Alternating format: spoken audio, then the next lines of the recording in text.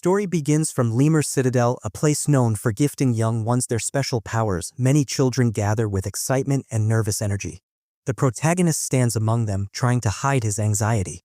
A girl beside him, curious and lighthearted, chats with him about the upcoming ceremony. While she dreams of becoming a princess or even a rabbit for fun, the protagonist hides his true desire behind a smile.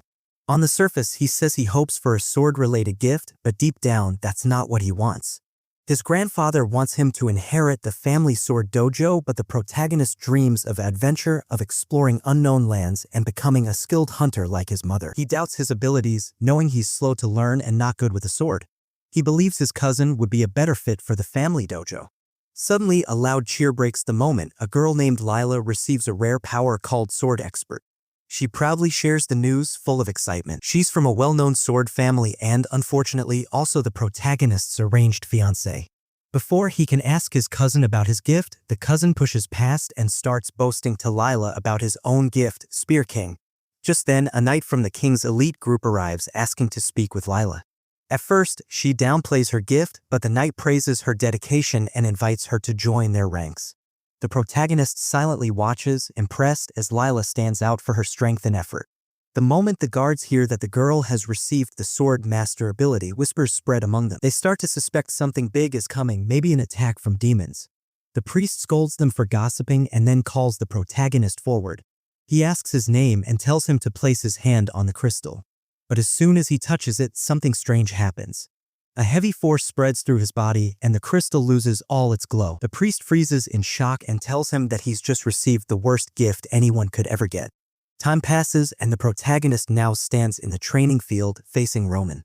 A crowd cheers for Roman while mocking him, reminding him of the useless ability he received. The fight begins, but the protagonist can barely defend himself. Roman strikes him hard on the forehead, sending him crashing to the ground. For a moment, he feels like giving up completely. But just when everything fades, someone helps him stand Lila. She applies medicine to his injury while he thinks about how everything went wrong the day he got that strange gift. His strength disappeared, and now even untrained kids and women can overpower him. People laugh at him, ignore him, or treat him like trash. His engagement with Lila was broken off that same day. Still, he tells himself he's used to the pain now. Later, Lila asks if he's planning to go to the royal capital. He says yes, hoping for a fresh start somewhere he isn't judged. But instead of staying in the capital, he's thinking of going to a smaller city where no one has powers. Maybe there even someone like him can find work. He promises to write letters, but Lila brushes it off and hurries away, saying she needs to pack. On his way to meet his grandfather, he runs into Roman, who smugly reminds him that with the Spear King power, he's clearly the better man now. The protagonist's grandfather gives him a warm farewell, reminding him he'll always be welcome home, even if he never returns. Holding back his emotions, the protagonist promises to take care of himself and heads toward Babel, where future hunters train. Just as he looks for a carriage, a luxurious one arrives and a bold woman steps out, introducing herself as Rosemary from the Amelia Kingdom. She insists on traveling with him and asks to be called Rose. Though unsure, he agrees. Suddenly, her maid aggressively grabs him and mocks his manners. But Rosemary firmly stops her, reminding the maid that traveling with him was her idea. The maid apologizes and the driver explains her loyalty to Rosemary. Shockingly, Rosemary then hits herself hard, confusing the protagonist even more. Later, at camp, he gets only a piece of bread. A tough man bullies him, knocks him down, and beats him without reason until Rosanna suddenly steps in. The protagonist had always been treated badly, as if he carried some terrible curse. People from the capital and the Amelia Kingdom kept their distance, making him feel unwanted. Seeing this, one of the older men at the camp decided to step in. He personally began bringing food to the protagonist's tent. When the boy said it wasn't needed, the man simply told him not to hide his real feeling. Taking him to the head chef, the man called out the unfair treatment. The chef tried blaming someone else, but was quickly silenced when the man demanded proper meals be made for the boy. Frightened, the chef agreed, and soon the boy was handed a large serving of food. The man told him this is what he deserved, encouraging him to eat well and grow strong. Then he left, planning to deal with those who had mistreated the boy. For the next 3 days, the boy received good food and the others kept their distance. One night, while lying in his tent, he began thinking about Keith and Rena, 2 people from his past. Keith had gone to the capital to study, while Rena had joined the heroes team to fight a great threat. Suddenly, Rosemary appeared outside, asking to come in. When she entered, things felt awkward. The boy was unsure if their meeting would cause more trouble for him. Out of nowhere, Rosemary apologized. He tried to brush it off, but she explained it was because she had once asked him to help her travel with him to the capital. When he asked why, she revealed she knew both Keith and Rena. In fact, she was close to them. Keith was her teacher's junior student, and Rena was her best friend. This surprised the boy, making him briefly wonder if Rosemary might be someone important, but he dismissed it. Then, he asked if they ever spoke about him. With a smile, Rosemary said Rena often did. The protagonist shares a warm moment with the cheerful and confident girl, who talks about how everyone enjoys her company. But their talk ends when a woman reminds the girl it's getting late. The girl says goodbye with a smile, hoping to talk again. As the protagonist prepares to sleep, he's suddenly interrupted, not once, but twice. First, a guy arrives to apologize and thank him for talking to the girl earlier. Surprised, the protagonist doesn't understand why, but the guy explains how much it meant, especially after everything she's been through. He reveals that he also received a weak ability, so he understands the struggle. He encourages the protagonist not to give up, saying things can change with hard work. Meanwhile, far from camp, a shady meeting unfolds. Two men confirm everything is set. The strongest fighters from the Empire are ready, and no one will escape. One of them asks about the princess. The man leading the scheme shares that she's asleep, and now it's time to separate her from her protector. Another man mocks him, saying betrayal of the royal family is unthinkable. But the leader insists they're not betraying her. They plan to push her out by marrying her off to the Empire. Tension rises, but one man calms things down before the leader heads back to begin the mission, believing nothing will stop them now. He fears the princess will destroy everything he's tried to protect, so he's ready to act before it's too late. The protagonist is running with all his strength, heart pounding and legs nearly collapsing. He doesn't understand why someone is suddenly chasing him with dangerous beasts. All he knows is that his strange power always brings trouble. Even in pain, he refuses to stop. He falls, scrapes himself, but gets back up, driven by all the pain his so-called ability has brought into his life. In that moment, he wishes he had a normal life, maybe a skill with swords, taking over the dojo, living quietly with those close to him. But instead, he's here, hurt and alone, running for his life through a forest. After what feels like forever, he reaches a waterfall. He's exhausted and trapped. With nowhere else to go, he notices a soft light glowing from behind the water. With danger right behind him, he leaps in. On the other side, he finds a strange open desert filled with sunlight. The forest is gone, and the path behind him disappears. Oddly, instead of panicking, he laughs, relieved he escaped. He notices a building nearby and heads inside to rest. The building turns out to be an ancient temple. In the center, there's an altar with a handprint mark. Although he can't read the writing, he places his hand on it. Instantly, glowing crystals light up and a screen appears. It scans his power and surprisingly shows he holds something even greater than a legendary skill. Shocked, he watches as the screen welcomes him to a trial, one that will soon test everything he has. The protagonist begins to think he may have found something truly rare, an item box that could change everything. Curious, he uses his next skill, one that lets him examine items in detail. When he tries it on the strange pair of shoes he found, he learns they allow him to escape danger quickly, helping him run from enemies and threats. This discovery leaves him wondering if these shoes are actually a priceless treasure.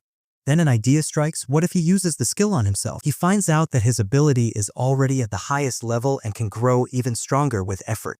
But to him, it just sounds like proof that hard work really pays off. Next, he checks out the elixir. Instead of a bottle, he finds a spring. Curious, he cuts his hand and dips it in. The wound heals instantly. Amazed, he thinks this healing spring, along with his item box and inspection skill, might actually give him a shot at becoming a real hunter. He gathers everything and carefully moves deeper into the dungeon, sticking close to the wall like the hunter manual suggested. But suddenly, the wall ends, and before he can react, a creature bites into his arm and tears it off. In pain and panic, he runs back to the healing spring, dips into it, and watches in awe as his arm heals. He remembers his journey and realizes how close he came to losing everything. Although his body heals, his blood-soaked clothes remind him this wasn't just a nightmare. He knows he must return to the dungeon, but the fear of facing that creature again shakes him deeply. He breaks down in tears, wondering why he's always the one suffering in these hopeless situations. After years of non-stop training, the protagonist begins to face imagined opponents, figures from his past brought to life in his mind. In one of these intense mental battles, he finally defeats someone he never could before. That victory isn't just a fantasy, it reflects how much he's grown. He realizes he's been winning more often now, even against the version of his former master. All the practice has finally started to pay off. He unlocks a new fighting skill that slightly helps him in real sword fights too. The system introduces a new sword style called Kairyu, and though it's just a starting technique, he chooses to master it, hoping it leads to greater strength. Time moves on. 800 years pass. He now fights powerful warriors like Isabel, a top swordsman from a former empire. After 1,500 years, he grows so confident in his skills that he mocks the so-called legendary heroes and challenges them all. By 3,000 years, no one can rival him. With no enemies left, he turns to fight the only opponent remaining, himself. Later, he explores a deep dungeon. He meets a strange creature that can't be identified. Curious, he attacks. The enemy tries to fight back, but he easily dodges and ends it with a strong technique. It feels too easy, almost boring. A message confirms his power keeps growing after each battle. As he moves deeper, the area expands and the bugs he once fed on are gone. This makes him think about going back to the surface using the teleport circle. The protagonist doesn't hesitate and uses his second sword move, Lightning Strike, piercing straight through the hornet's body. With calm confidence, he explains he just returned the fight with his fastest move. This time, the hornet is truly defeated. Right after, a reward appears, a rusty chest holding a fire sword that burns anything it touches. Though it looks powerful, he doesn't seem impressed and jokes about cooking bugs with it later. He continues forward and enters a lava-filled room. Strangely, this makes him happy. Wanting to test his limits, he removes his shoes and steps into the lava barefoot. The heat burns him, so he uses a healing potion. Slowly, by walking over the lava again and again, he starts building heat resistance. Every new floor brings harsher environments, burning magma, freezing cold, deep water, wild winds, crashing lightning. But he keeps training, becoming stronger with each trial. By the 300th floor, he can survive them all. Near the next area, he hears water and soon faces the Thunder Tiger King. Without hesitation, he defeats it in one blow using a strong sword technique. Before the system can finish announcing his win, he sees giant fish below and jumps into the water out of curiosity. They rush at him, but he doesn't back down, he fights them head-on. The protagonist returns to the healing spring, letting his body recover while feeling uneasy about the strange way his flesh regrows. His mind drifts back to the dragon's resistance against physical attacks. Realizing brute strength won't be enough, he pulls out the old magic book he once found. But he soon learns that due to his unusual condition, he can't form a magic bond like others. So he decides to go the hard way, learning magic by reading the original text himself. As time passes, the system reveals that his earlier sickness came from magic overload, but now he's resistant. With thousands of years spent studying, he discovers that magic is divided into natural and special kinds. The first kind needs rare talent, but he finds hope in non-attribute magic, which relies only on energy control. He starts experimenting, learning that directing magic at individual cells could open new possibilities. To test it, he challenges a dragon. Using body strength magic, he blocks its flames with ease. Then he powers his katana with a unique force and cuts the dragon in half, his confidence rising for what's next. The protagonist had waited for this moment for what felt like forever. His thoughts had been consumed by one goal, defeating the mighty dragon. That obsession nearly broke him over the years. Now, standing face to face in the heat of battle, all he wanted was to see the dragon fall. But just as he prepared to strike again, the dragon suddenly gave up. The unexpected surrender snapped the protagonist out of his intense state. He yelled in disbelief, urging the dragon to fight back, but the dragon quietly said it was useless, he couldn't win. Frustrated, the protagonist reminded him of the thousands of years he had spent training for this very fight. Then, the trial system appeared, announcing that the 8th challenge was over. The dragon had surrendered. The system declared him the winner and offered a reward. The dragon would now join his side. Though unsure if the dragon truly wanted this, the protagonist accepted.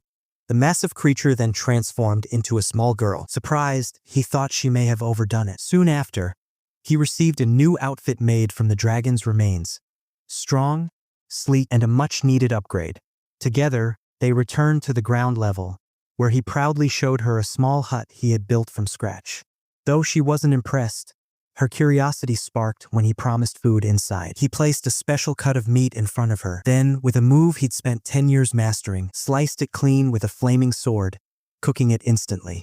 The protagonist wasn't in the mood for nonsense anymore. When the proud creature began boasting about his rank and how he served as supreme being, the protagonist stayed calm at first, but after too much arrogance, he ended it with one swift blow, turning the creature into dust without a second thought. He even joked that if the creature had stayed quiet, there might have been something left of him.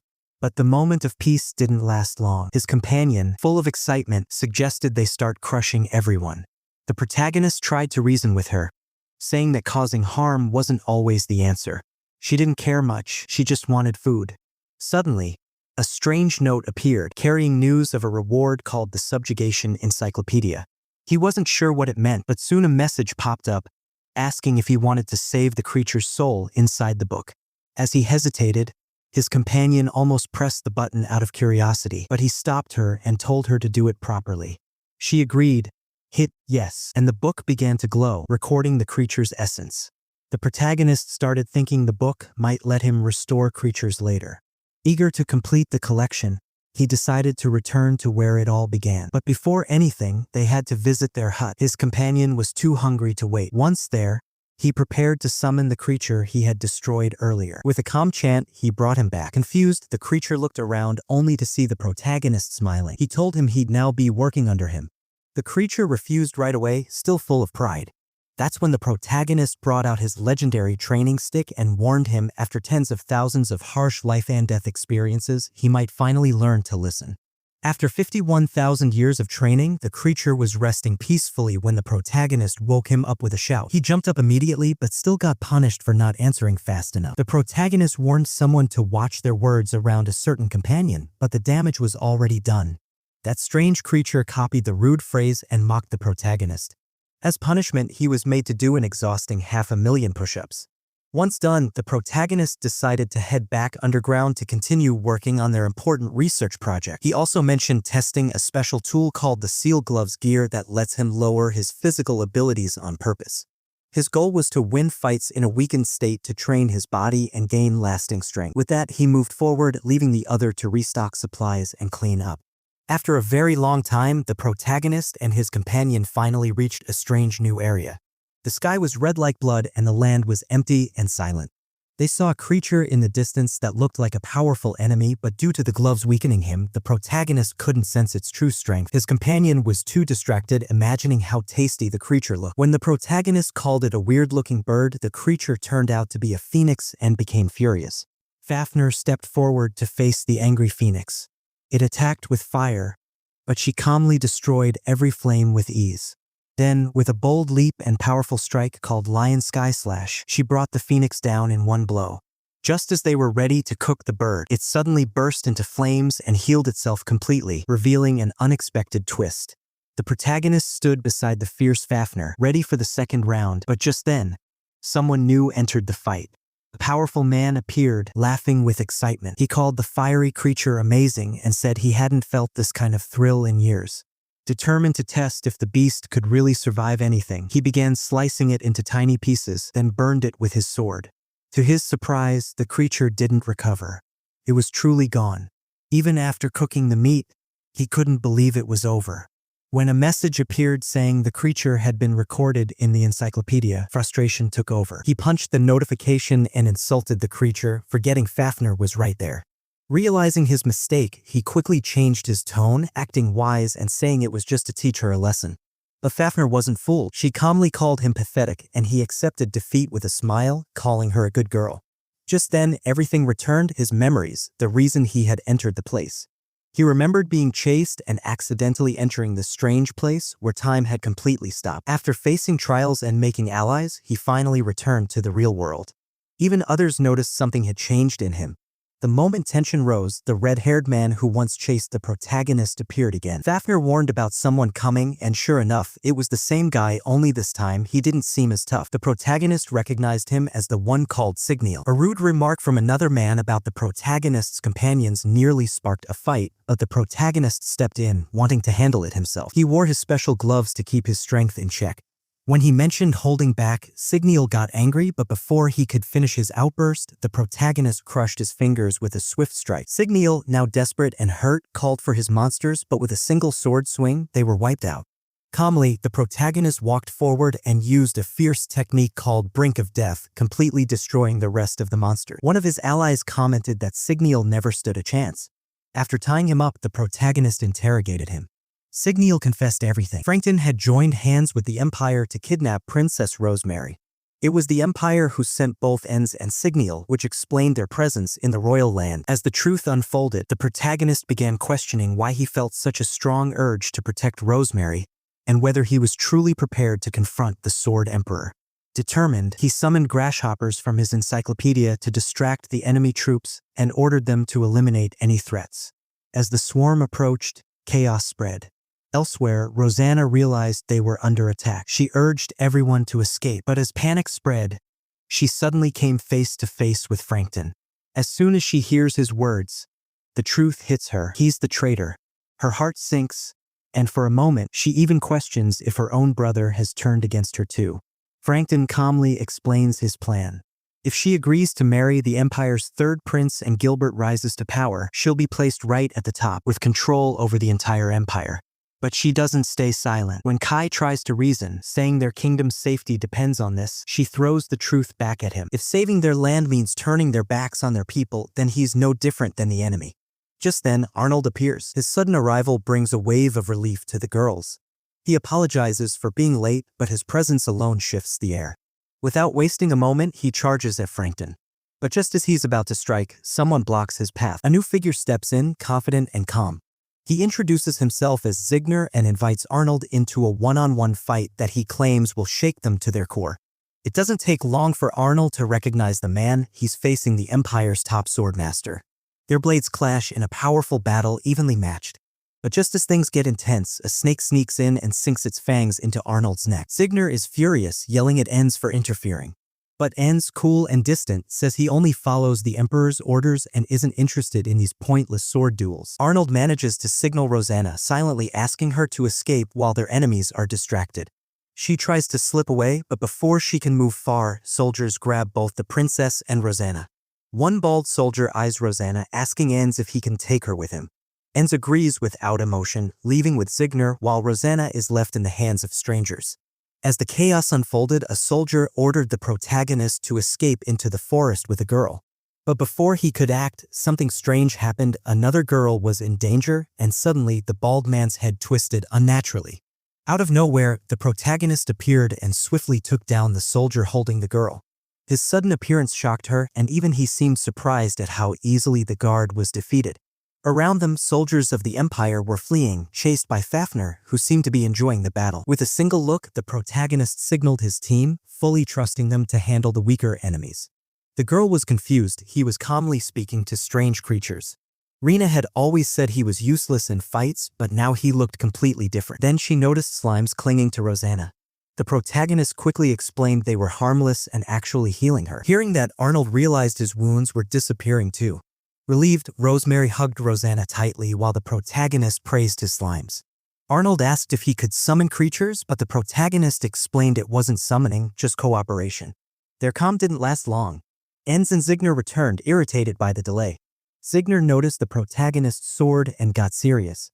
But before things escalated, Enns and Rosemary attacked and knocked Zigner down, leaving the protagonist unimpressed. When Zigner recovered and prepared to fight again, the protagonist picked up a simple stick and declared it was more than enough. Furious, Zigner charged, but the stick easily blocked his strikes.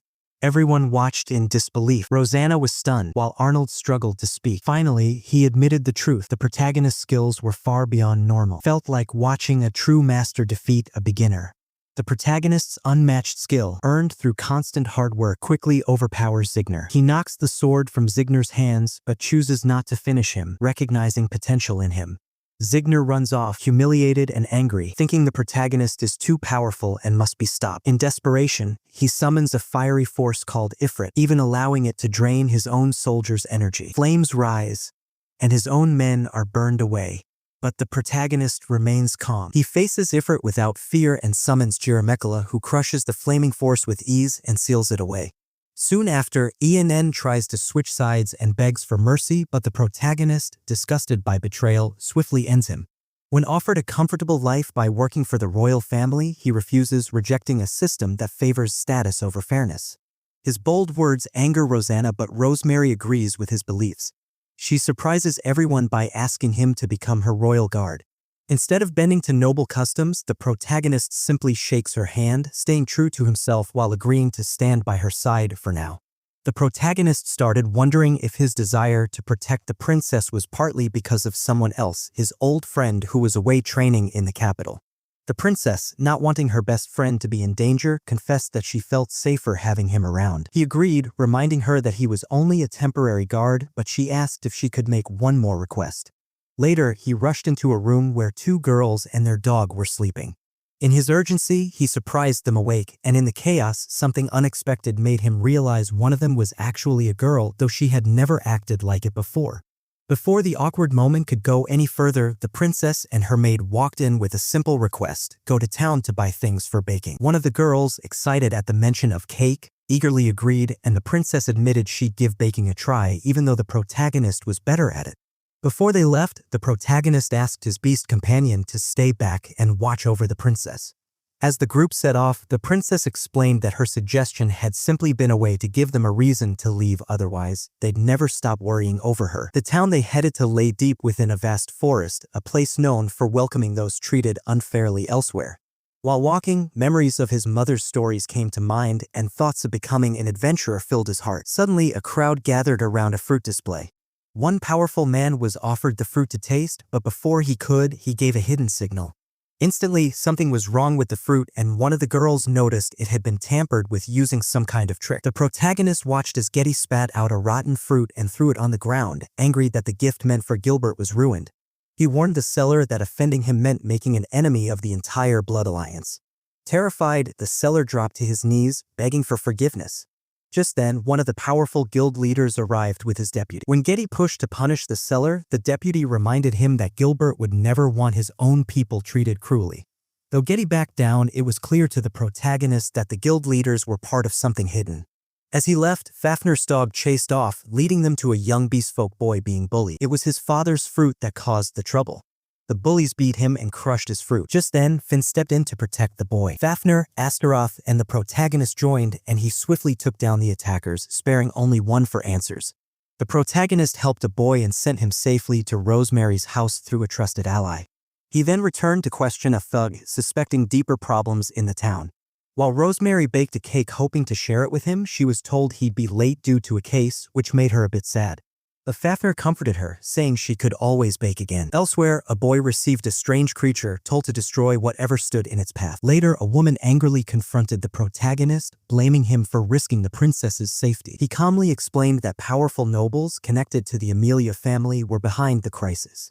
Rosemary offered help, and the protagonist planned a meeting to expose the truth. He revealed how the town's wealth relied on beast folk, but greedy nobles, guilds, and the mayor plotted to take over by forcing them out and selling them. This truth shocked everyone, especially a young beast boy who was reminded of his parents' suffering. The protagonist then softly asked what the boy wished to do. The protagonist boldly declares he won't forgive those who misused the beast folk's hard-earned fruits and promises to protect the town. His words light a fire in the hearts of the beast folk, filling them with courage. With emotion, a man praises the protagonist, saying that the trust his family built gave everyone strength, and that trust itself is his greatest power. When the girl tries to thank him, he gently reminds her that it's his duty to protect the town.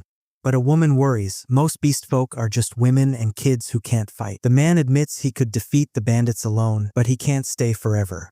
He urges them to earn their freedom through their own effort and promises to support those who rise to the challenge. Far away, a dangerous aura wielder named Dilma casually talks about sending a beast to attack the town.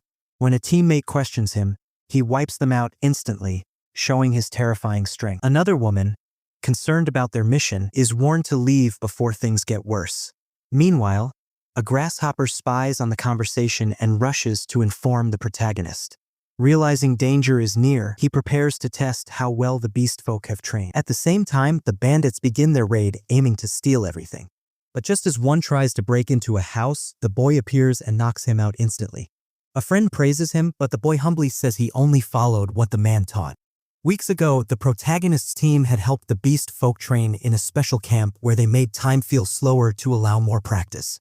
He explained that although the bandits had fewer numbers, with powerful strikes and discipline, they could win.